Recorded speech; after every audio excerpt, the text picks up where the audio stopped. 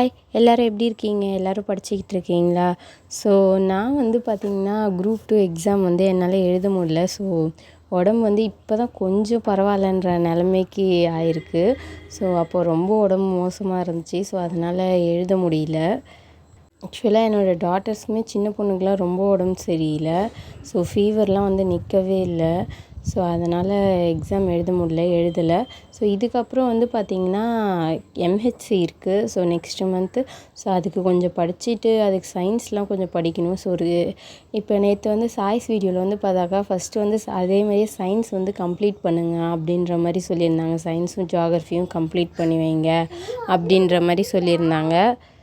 So அதனால் எம்ஹெச்சிக்கு வந்து பார்த்திங்கன்னா 6th to 10th Tamil plus வந்து பார்த்திங்கன்னா இந்த சயின்ஸு ஐஎன்எம் இதெல்லாம் தான் கொஞ்சம் கான்சன்ட்ரேஷன் பண்ணி படிக்கணும். மேக்ஸ் கொஞ்சம் பார்க்கணும். ஸோ இந்த சயின்ஸ் வந்து இப்போ கம்ப்ளீட் பண்ணி வச்சுக்கிட்டா நமக்கு எம்ஹெச்சிக்கும் யூஸ் ஆகும் அப்படின்றதுனால சயின்ஸ் வேணால் இப்போ படிக்கலாம் அப்படின்னு சொல்லிட்டு இருக்கேன். இன்கேஸ் நெக்ஸ்ட்டு மந்த் எக்ஸாம் முடிஞ்சிருச்சுன்னா கூட அப்படியே கண்டினியூ பண்ணி அடுத்த குரூப் 4க்கு நம்ம எதெல்லாம் படிக்கலையோ அதெல்லாம் ஃபஸ்ட்டு படித்து வச்சுக்கலாம் அப்படின்ற மாதிரி ஒரு ஐடியா இருக்குது. ஆக்சுவலாக நம்ம ஆனுவல் பிளானர் வந்து வந்துருச்சுன்னா ஏதாவது கிளாஸாக ஜாயின் பண்ணலாமா, இல்லை எதாக இருந்தாலும் எனக்கு வந்து ஆஃப்லைன் தான் ஜாயின் பண்ணணுன்ட்டு ஆன்லைனே வேணான்ற மாதிரி எனக்கு இருக்குது. ஸோ அதனால் டெஸ்ட்டு பேட்ச் ஜாயின் பண்ணால் பெட்டராக இருக்குமா அப்படின்ற மாதிரி பார்த்துட்ருக்கேன். ஆனுவல் பிளானர் வந்ததுக்கப்புறம் தான் அதுக்கான டெசிஷன் எடுக்கணும்.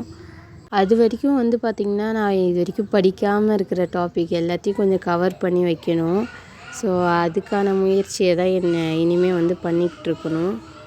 இப்போ தான் வந்து எல்லாருக்குமே கொஞ்சம் சரியாயிடுச்சு, ஹெல்த்து பரவாயில்லன்னு நிம்மதி பெருமூச்சு விடுறதுக்குள்ளே வந்து பார்த்திங்கன்னா என் பெரிய பொண்ணுக்கு வந்து பார்த்திங்கன்னா இந்த தொண்டை அம்மையாட்டம் அது வந்து வந்துடுச்சு, மம்ப்ஸு.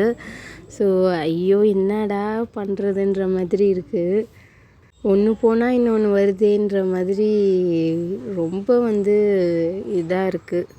நம்ம ஏதாவது ஒன்று ஜெயிக்கணும்னா இது மாதிரி பல தடங்கல்கள் வந்து வந்துக்கிட்டே தான் இருக்கும் போல். அதெல்லாம் தாண்டி தான் நம்ம வந்து ஜெயிக்கணும்னு இருந்தால் என்ன பண்ண முடியும்? ஸோ பார்க்கலாம்.